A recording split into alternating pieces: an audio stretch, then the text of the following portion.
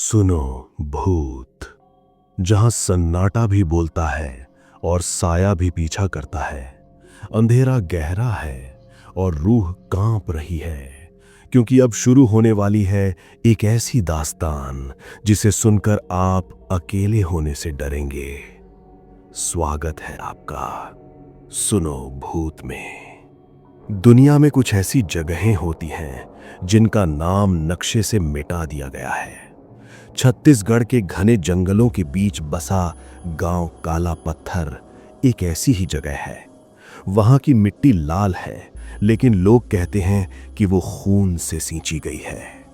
साल 2025 दिसंबर की वो सर्द रात, जब सन्नाटा भी किसी के कदमों की आहट जैसा लग रहा था। मेरा नाम राघव है। मैं और मेरा दोस्त अर्नब, हम दोनों पुरानी लोक कथाओं और अनसुलझे रहस्यों को खोजने के शौकीन थे।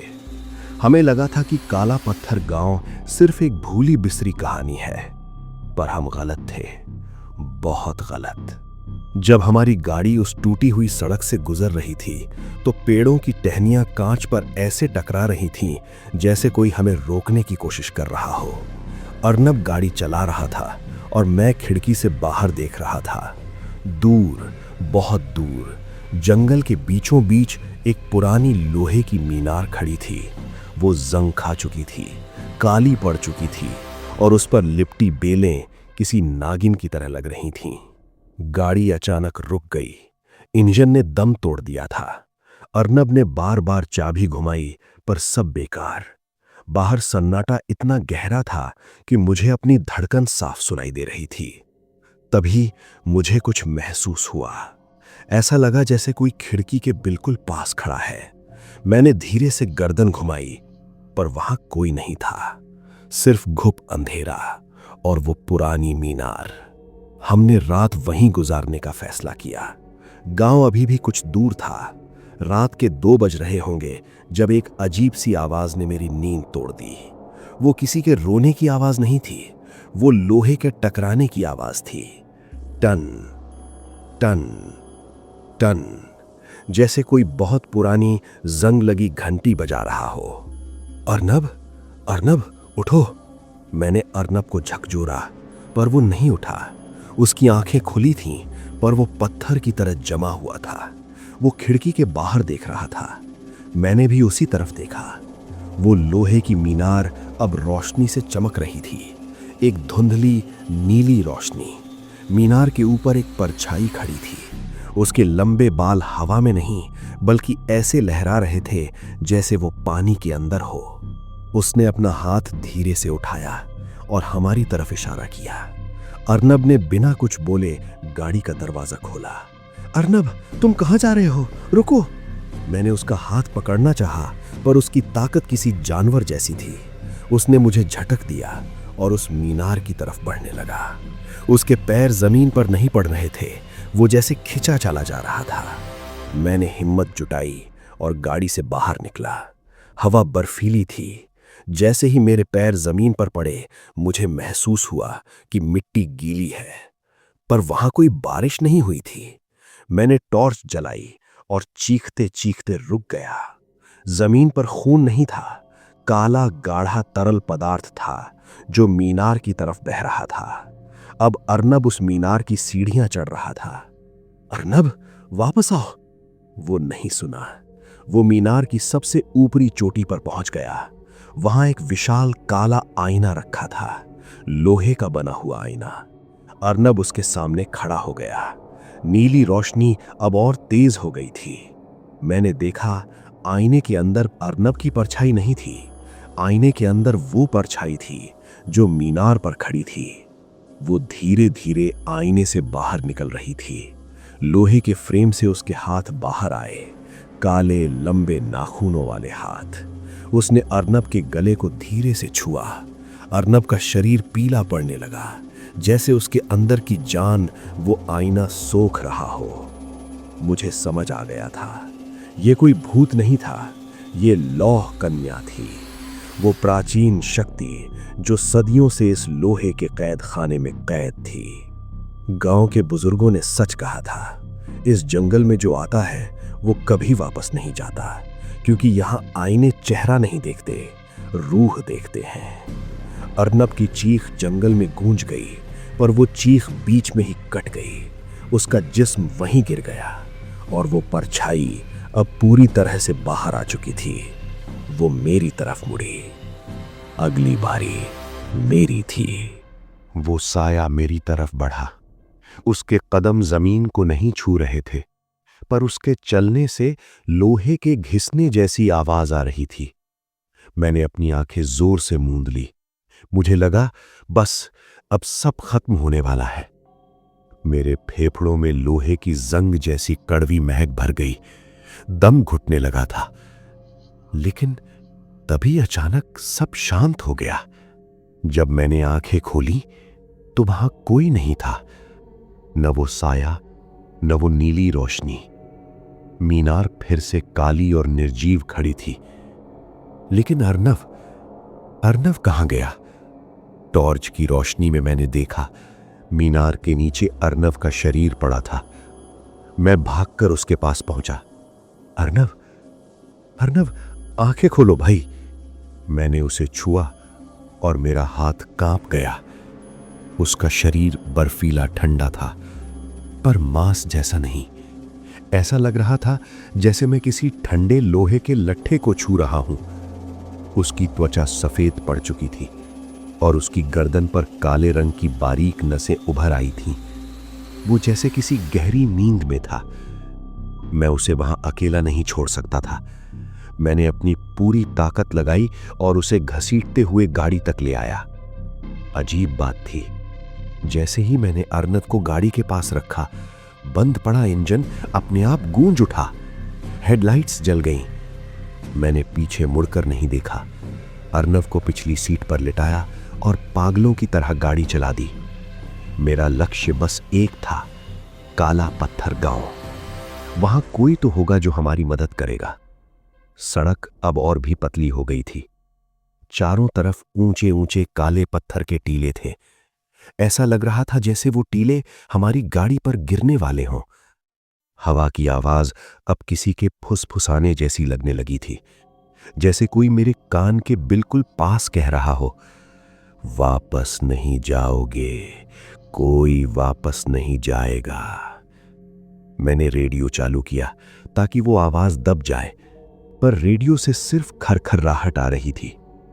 तभी पीछे की सीट से एक आवाज आई, राघव, बहुत प्यास लगी है।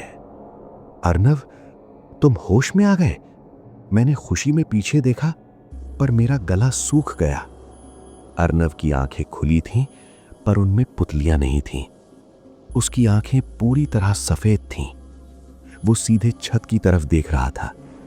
उसके होंठ हिल नहीं रहे थे, पर आवाज उसी की थी, राघव, पानी, बहुत प्यास लगी है। मैंने उसे पानी की बोतल दी, पर उसने हाथ नहीं उठाया। वो बस वही वाक्य दोहराता रहा, प्यास लगी है, प्यास लगी है। तभी मैंने गौर किया, उसकी बोतल से पानी नहीं, बल्कि वही काला गाढ़ा तरल टपक रहा था जो मैंने मीनार के पास देखा था। मुझे समझ नहीं आ रहा था कि वो मेरा दोस्त अर्नव है या कुछ और।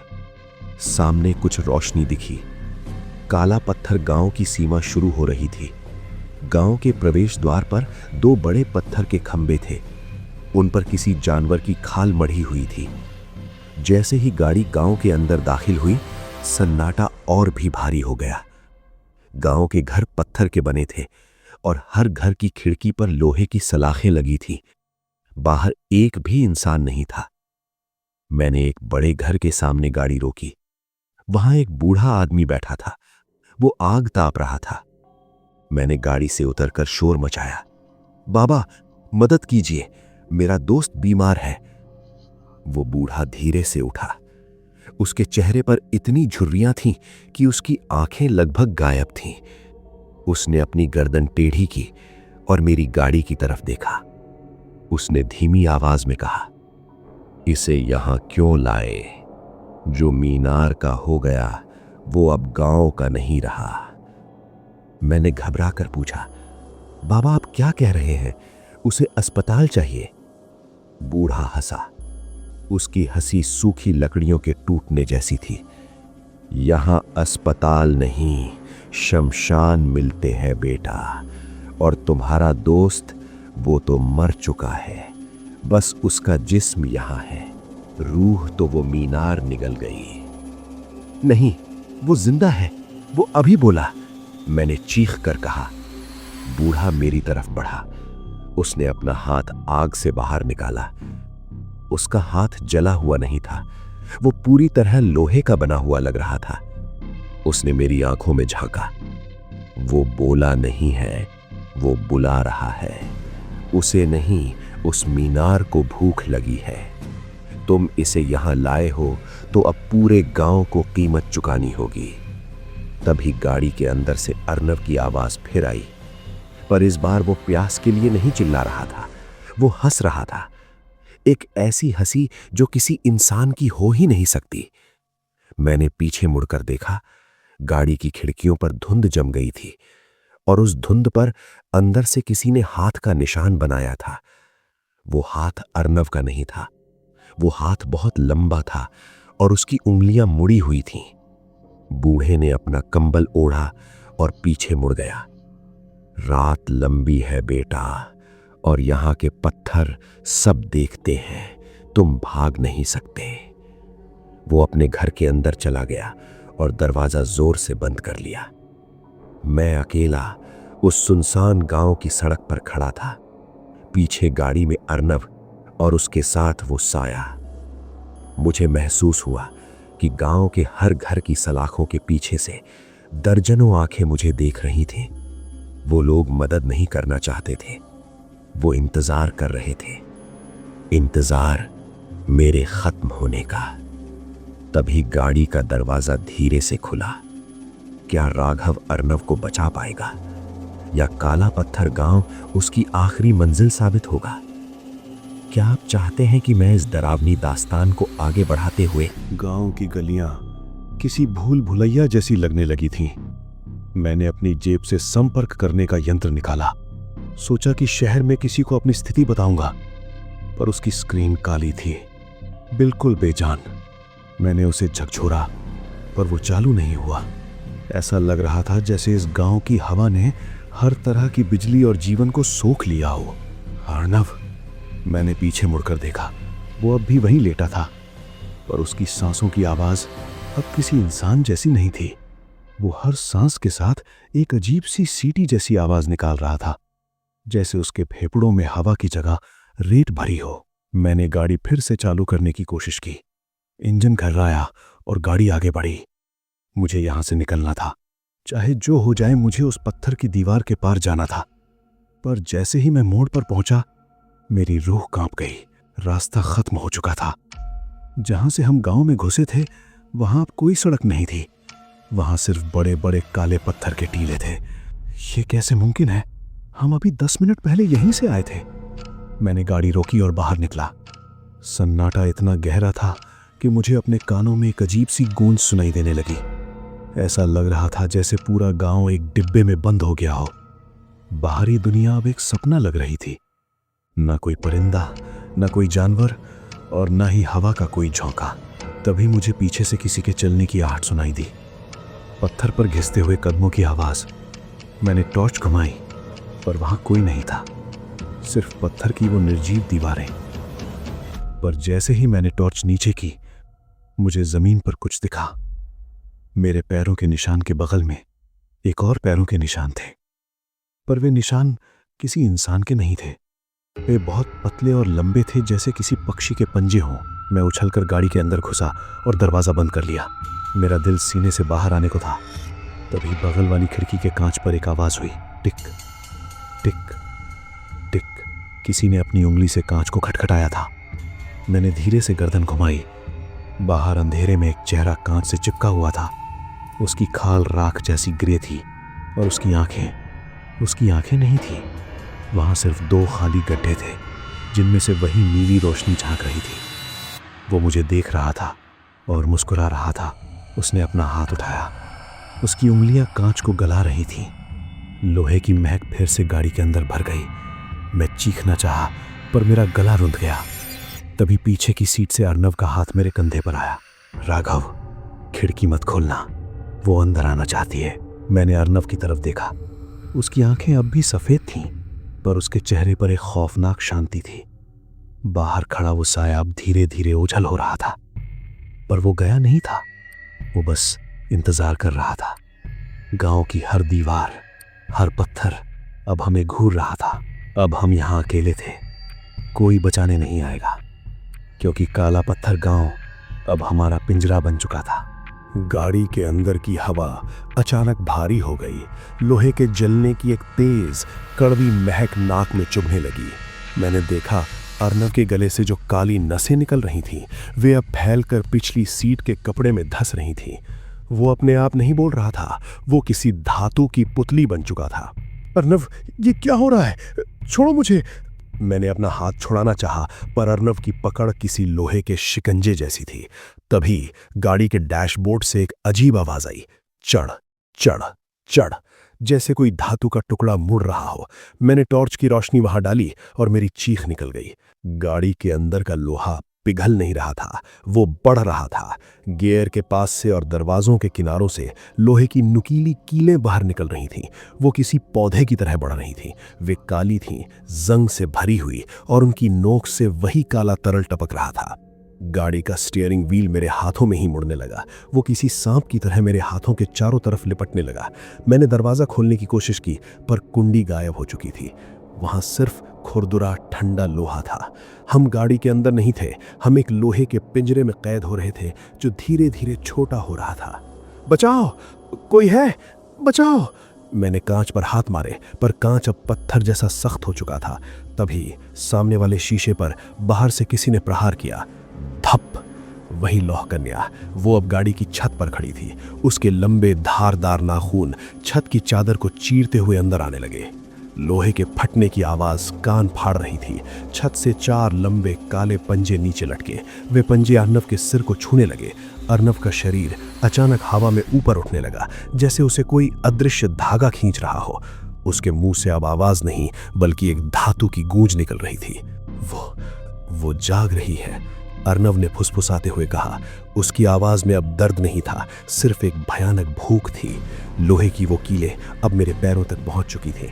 एक कील ने मेरी जमीन को छुआ और मुझे ऐसा करंट लगा जैसे मेरी रूह जल गई हो। मैंने अपनी जेब से वो पुराना चाकू निकाला जो मैं हमेशा साथ रखता था। मैंने पागलों की तरह उस बढ़ते हुए लोहे पर वार किया, पर चाकू मुड़ गया। वहां साधारण लोहा नहीं था, वहां सदियों पुरानी नफरत थी। तभी गाड़ी की हेडलाइट्स अपने आप बुझ गईं। घुप अंधेरा छा गया। उस अंधेरे में मुझे महसूस हुआ कि कोई मेरे पीछे खड़ा है। अर्नव नहीं, कोई और। उसकी ठंडी सांसें मेरी गर्दन पर महसूस हो रही थीं। उसने मेरे कान में कहा, तुम्हारी रूह बहुत मीठी है। डर अब घबराहट में बदल चुका था। राघव उस लोहे के चंगुल से कैसे बचेगा? क्या वो साया उसे भी अपना हिस्सा बना लेगा? अचानक गाड़ी का पिछला दरवाजा किसी बड़े औजार से काटा गया। लोहे के टकराने की कान फाड़ देने वाली आवाज हुई। खिच खिच! मैंने देखा वही बूढ़ा आदमी जो पहले मिला था। उसके हाथ में एक मिट्टी से सनी कुल्हाड़ी थी। उसने मुझे बाहर खींचा। बाहर निकलो, इससे पहले कि ये तुम्हें अपनी खाल बना ले। मैं लड़खड़ाते हुए बाहर गिरा। अर्नब अब भी अंदर था, पर अब वो अर्नब नहीं लग रहा था। वो गाड़ी की सीट के साथ जुड़ चुका था। लोहे के तार उसके शरीर के आर पार जा रहे थे। बूढ़े ने मेरा हाथ पकड़ा और मुझे एक पुरानी पत्थर की कोठरी की तरफ घसीटा। पीछे गाड़ी से लोहे की पिचकने की आवाज आती रही। कोठरी के अंदर चारों तरफ दीवारों पर जलती हुई मशालें थीं। बूढ़े ने दरवाजा बंद किया और उस पर मिट्टी का लेप लगा दिया। उसने मेरी तरफ देखा और बोला, मिट्टी, सिर्फ मिट्टी ही उस लोहे को शांत रख सकती है। तुम जिसे अपना दोस्त कह रहे हो, वो अब लौह कन्या का नया अंग बन चुका है। बाबा, कौन है ये लौह कन्या और ये सब क्या हो रहा है? मेरी आवाज कांप रही थी। बूढ़ा एक कोने में बैठ गया और अपनी धुंधली आंखों से दीवारों की ओर देखने लगा। वहां लोहे की चादरों पर कुछ आकृतियां खुदी हुई थीं। उसने बताना शुरू किया, 150 साल पहले यहां एक औरत रहती थी, लोहेता। वो इस इलाके के सबसे बड़े लोहार की बेटी थी। उसे धातुओं से बात करने की कला आती थी। लोग कहते थे कि वो मिट्टी से सोना और लोहे से जानदार चीजें बना सकती थी। पर गांव वालों के मन में डर था। उन्हें लगा कि वो कोई काली जादूगरनी है। एक रात पूरे गांव ने उसे पकड़ लिया। उन्होंने उसे उसी की भट्टी के पास ले जाकर खड़ा कर दिया। उन्होंने उसे मारा नहीं, बल्कि उससे भी बुरा किया। उन्होंने एक बड़ा लोहे का सांचा बनाया और लोहिता को उसमें जिंदा खड़ा कर दिया। फिर उन्होंने खौलता हुआ लाल लोहा उस सांचे के अंदर डाल दिया। वो चीखी नहीं, वो जलते हुए लोहे के अंदर जम गई। वो लोहा ही उसका मांस बन गया और वो सांचा उसकी त्वचा। मरने से पहले उसकी आखिरी सांस ने उस लोहे को श्राप दिया। वो पत्थर जैसा काला लोहा अब इंसानी रूहों का प्यासा है। जो मीनार तुम देख रहे हो, वो उसी भट्टी की चिमनी थी जहां उसे जलाया गया था। तो अर्नब का क्या होगा? क्या वो मर जाएगा? मैंने चिल्लाकर पूछा। बूढ़ा हंसा। उसकी हंसी में सिर्फ उदासी थी। मरना तो एक वरदान होता है बेटा। वो मरेगा नहीं। लौह कन्या को अपना वजूद बचाए रखने के लिए हर 25 साल में एक नए जिस्म की जरूरत होती है। तुम्हारा दोस्त अब उसकी नई खाल बनेगा। वो लोहे का पुतला बनकर इस जंगल में घूमेगा और शिकार करेगा। तभी कोठरी के बाहर से एक आवाज आई। ये अर्नब की आवाज थी, पर इसमें हजारों लोहे की सलाखों के रगड़ने जैसी गूंज थी। राघव, बाहर आओ। बाबा झूठ बोल रहे हैं। देखो, मैं बिल्कुल ठीक हूं। मुझे बस तुम्हारी रूह का एक छोटा सा टुकड़ा चाहिए ताकि मैं फिर से इंसान बन सकूं। कोठरी की पत्थर की दीवारों पर बाहर से नाखूनों के निशान पड़ने लगे। वो हमें खोज रही थी, लौह कन्या और उसका नया गुलाम। बूढ़े ने अपना कुल्हाड़ा कसकर पकड़ लिया। आज पूर्णिमा है। आज उसका शरीर पूरा होगा। अगर तुमने उसे नहीं रोका पाए तो कल सूरज निकलने से पहले ये पूरा गांव लोहे का शवसान बन जाएगा। खतरे का असली रूप अब मेरे सामने था। वो कोई साया नहीं था। वो एक ऐसी नफरत थी जो लोहे की तरह अटल और ठंडी थी। नहीं, मैं यहां बैठकर अपनी मौत का इंतजार नहीं कर सकता। बाबा, हमें लड़ना होगा या यहां से भागना होगा। कोई ना कोई रास्ता तो जरूर होगा। बूढ़े ने कांपते हाथों से जमीन पर बिछी एक पुरानी चटाई हटाई। वहां एक लकड़ी का गुप्त दरवाजा था। ये रास्ता पुरानी लोहे की खदानों की तरफ जाता है। वो खदान अब बंद है, पर वो तुम्हें गांव की सीमा के बाहर ले जा सकती है। चलो, जल्दी करो। हम उस अंधेरी सुरंग में उतर गए। वहां की दीवारें पत्थर की नहीं थीं। वे लोहे की चादरों जैसी सख्त और ठंडी थीं। टॉर्च की रोशनी में मैंने देखा सुरंग की छत से लोहे की काली बूंदें टपक रही थीं। वे बूंदें जमीन पर गिरते ही जम रही थीं, जैसे नुकीली सुइयां बन रही हों। अचानक पीछे से एक जोरदार आवाज आई। धड़ाम! वो गुप्त दरवाजा अपने आप बंद हो गया और पल भर में उस पर लोहे की मोटी परत चढ़ गई, जैसे किसी ने उसे हमेशा के लिए वेल्ड कर दिया हो। पीछे मुड़ने का रास्ता अब खत्म हो चुका था। वो हमें यहां ले आई है। ये रास्ता नहीं, ये उसकी कोख है। बूढ़े की आवाज में अब मौत का डर साफ था। सुरंग के अंत में हमें एक धुंधली रोशनी दिखी। हम पागलों की तरह उस तरफ भागे। हवा में लोहे की जंग की गंध और भी कड़वी हो गई थी। पर जैसे ही हम बाहर निकले, मेरे कदम जम गए। मेरा दिल डूब गया। हम गांव के बाहर नहीं पहुंचे थे। हम वापस उसी काली मीनार के सामने खड़े थे। वही मीनार जो अब पहले से भी विशाल और डरावनी लग रही थी। ये कैसे हो सकता है? हम तो सुरंग में मीलों चले थे। मैंने पीछे मुड़कर देखा, पर वहां कोई सुरंग नहीं थी। वहां सिर्फ एक विशाल लोहे का मुंह खुला था, जो अब धीरे धीरे बंद हो रहा था। हम भाग नहीं रहे थे, हम खुद उसके जाल में चल कर आए थे। तभी मीनार के ऊपर से अर्नव की आवाज आई। राघव, तुम भाग नहीं सकते। लोहे की फितरत है, वो चुंबक की तरह खींचता है। तुम जितना दूर जाने की कोशिश करोगे, उतने ही करीब आओगे। अब हार मान लो। मैंने अपना चाकू निकाला और सामने खड़े उस अंधेरे साए पर फेंका, पर वो चाकू हवा में ही किसी अदृश्य ताकत से मुड़ गया। वो चाकू बीच से दो टुकड़े होकर जमीन पर गिर गया। तभी मीनार की दीवारों से लोहे की मोटी जंजीरें बाहर निकली।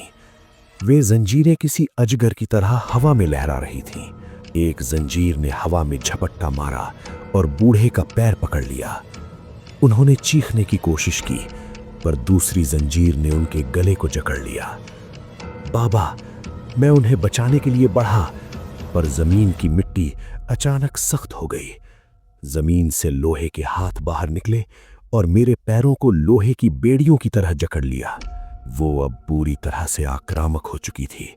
वो अब हमसे खेल नहीं रही थी, वो हमें खत्म कर रही थी।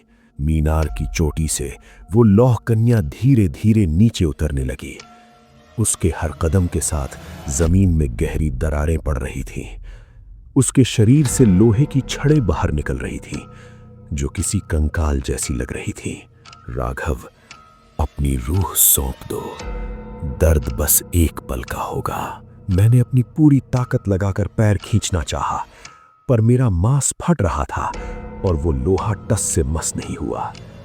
मेरा हर प्रयास, मेरी हर कोशिश पूरी तरह से नाकाम हो चुकी थी। हम उस शैतानी धातु के बीचों बीच फंसे हुए थे। जब भागने के सारे रास्ते बंद हो जाएं और आपका दोस्त ही आपका शिकारी बन जाए, तो रूह को बचाने की आखिरी उम्मीद भी दम तोड़ देती है। जमीन से निकले वो लोहे के हाथ मेरी खाल को चीर रहे थे। दर्द इतना था कि मेरी आंखों के सामने धुंध छा गई। तभी मेरे ठीक सामने वो रुक गई, लौह कन्या। उसका चेहरा अब साफ दिख रहा था। वो आधा इंसान था और आधा खौलता हुआ काला लोहा। उसकी एक आंख से गाढ़ा जलता हुआ तरल बह रहा था। उसके शरीर से लोहे के कांटे बाहर निकल रहे थे, जो हर पल आकार बदल रहे थे। उसके साए में हजारों रूहों की तड़प छिपी थी। राघव, देखो। उसने अपना हाथ ऊपर उठाया। उसका हाथ एक धड़कते हुए लोहे के गोले में बदल गया। उस गोले के अंदर मुझे अर्णव का चेहरा दिखा। वो चीख रहा था, पर उसकी कोई आवाज नहीं निकल रही थी। वो उस धातु के अंदर कैद था। उसका मांस लोहे के रेशों में बदल रहा था। तभी उस बूढ़े बाबा की चीख गूंजी। उन जंजीरों ने उन्हें हवा में उठा लिया था। उनके शरीर के चारों तरफ लोहे की बारीक तारें लपटने लगीं। वे तारें उनकी त्वचा के अंदर जा रही थीं। बेटा, भाग! उनकी आवाज घुट गई। मैंने अपनी आंखों से देखा, वो जिंदा इंसान पल भर में लोहे की एक निर्जीव मूरत बन गया। उनका शरीर पत्थर जैसा काला और ठंडा हो चुका था। लौह कन्या अब मेरे और करीब आ गई। उसकी महक मौत और जंग जैसी थी। उसने अपनी उंगलियां मेरी छाती पर रखी। वे उंगलियां खौल रही थीं, इतनी गर्म कि मेरी कमीज जलने लगी, मेरी खाल झुलसने लगी। मुझे तुम्हारा धड़कता हुआ दिल चाहिए। उसकी आवाज मेरे दिमाग के अंदर गूंजी। जब तुम्हारा गर्म खून इस ठंडे लोहे पर गिरेगा, तब मैं फिर से सांस ले पाऊंगी। मैं फिर से लोहिता बन जाऊंगी। मुझे एक और बलि चाहिए, रूह की बलि। नहीं, कभी नहीं। मैंने पीछे हटने की कोशिश की, पर उन लोहे के हाथों ने मेरे पैरों को जकड़ रखा था। मैं हिल भी नहीं सकता था। तभी मीनार की सारी जंजीरें एक साथ हवा में लहराने लगीं। सन्नाटा खत्म हो गया। अब वहां सिर्फ लोहे के टकराने का भयानक शोर था। उसने अपना हाथ हवा में उठाया।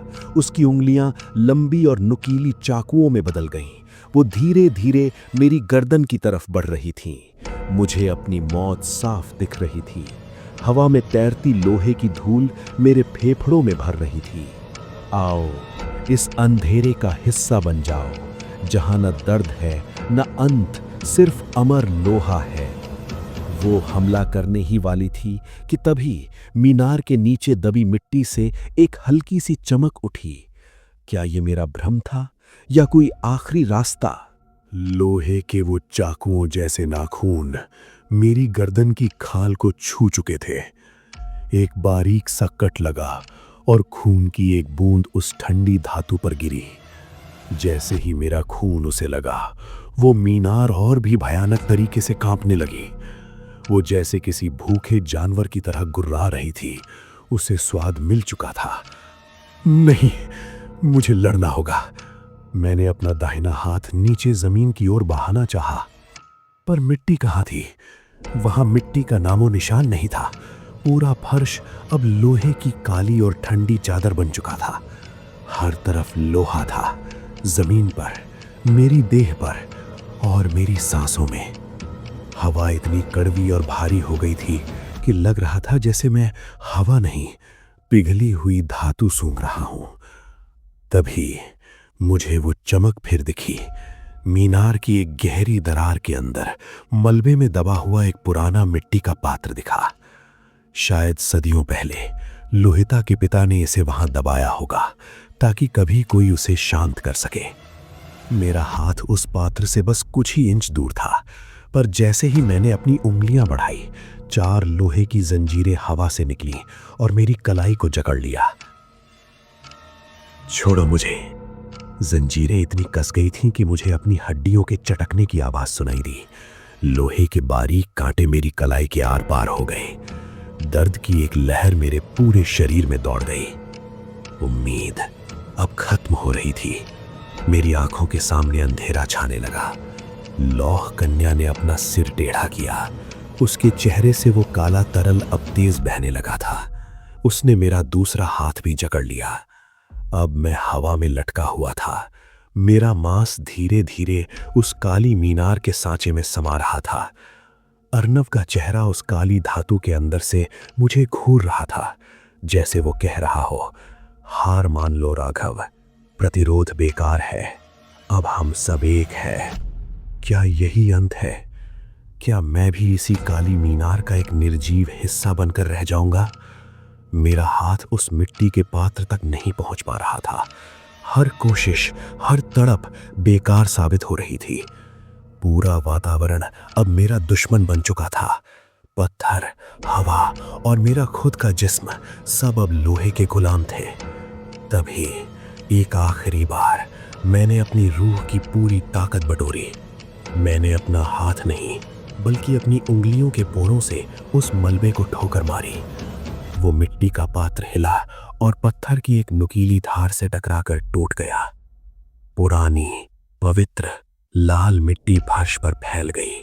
पर क्या वो मुट्ठी भर मिट्टी काफी थी? लौह कन्या का साया मेरे चेहरे के बिल्कुल करीब आ गया था। उसकी खौलती हुई सांसें मेरी नाक में जलते हुए मांस की गंध भर रही थी। उसने अपना मुंह खोला और लोहे की नुकीली सलाखें बाहर निकली। वो मेरा गला चीरने ही वाली थी। तभी समय जैसे थम गया था। मेरी आखिरी उम्मीद उस बिखरी हुई मिट्टी में दबी थी, पर मेरा शरीर अब पूरी तरह सुन्न हो चुका था और वो साया बिल्कुल मेरे ऊपर था। वह पवित्र मिट्टी जैसे ही उस काली धातु से टकराई, एक भयानक विस्फोट हुआ। पूरे जंगल में हजारों कांच के टूटने जैसी आवाज गूंज उठी। कड़क कड़क, वो लोहे की मीनार थरथराने लगी और मेरे हाथों को जकड़ी हुई जंजीरें किसी सूखी टहनी की तरह टूट कर गिर गईं। लौह कन्या पीछे हटी। उसकी आंखों से निकलने वाली वो नीली रोशनी अब धुंधली पड़ रही थी। उसने अपना मुंह खोला, पर इस बार कोई आवाज नहीं निकली। सिर्फ खौलता हुआ काला धुआं बाहर आया। मैंने बिना एक पल गंवाए उस निर्जीव अर्णव के शरीर को अपने कंधे पर लादा और पागलों की तरह उस टूटी हुई सुरंग की ओर भागा। पीछे से लोहे के गिरने और मीनार के ध्वस्त होने की आवाजें आती रहीं। मैंने मुड़कर नहीं देखा, बस भागता रहा। जैसे ही मैं गांव की सीमा पर पहुंचा, मुझे एहसास हुआ कि सन्नाटा खत्म हो चुका था। हवा चलने लगी थी। मिट्टी की सौंधी खुशबू लौट आई थी। वो काली परत जो पूरी दुनिया पर छा गई थी, अब गायब थी।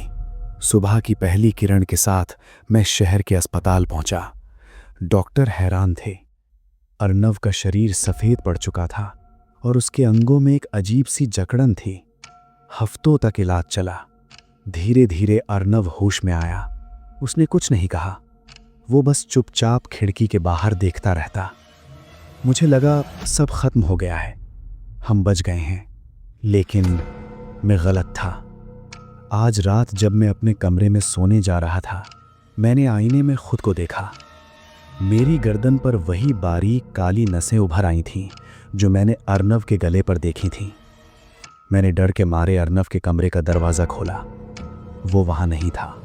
खिड़की खुली थी, बाहर बर्फीली हवा चल रही थी।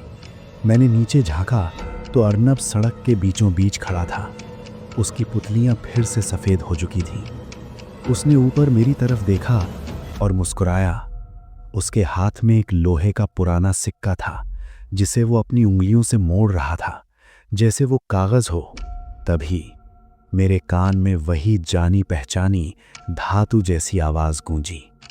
वो अर्नव नहीं था, वो मेरे अंदर बोल रही थी, लोहा कभी नहीं मरता राघव, वो सिर्फ नई रूहों का इंतज़ार करता है। अब वो तुम्हारे खून में है। मैंने अपने हाथ की तरफ देखा। मेरी उंगलियां धीरे धीरे सख्त हो रही थीं। मेरा मांस काला और ठंडा पड़ रहा था। मैं चीखना चाहा, पर मेरे गले से सिर्फ लोहे के घिसने की आवाज़ निकली। काला पत्थर गांव शायद पीछे छूट गया था, पर उसकी नफरत अब मेरे अंदर सांस ले रही थी। सुनो भूत, जहां डर की कोई सीमा नहीं। अगर ये दास्तान आपकी रूह तक पहुंची है तो इस कहानी को लाइक करें, अपनों के साथ शेयर करें और ऐसी ही खौफनाक कहानियों के लिए सुनो भूत चैनल को सब्सक्राइब करें। अंधेरा अभी खत्म नहीं हुआ है। हम फिर मिलेंगे एक नई दहशत के साथ।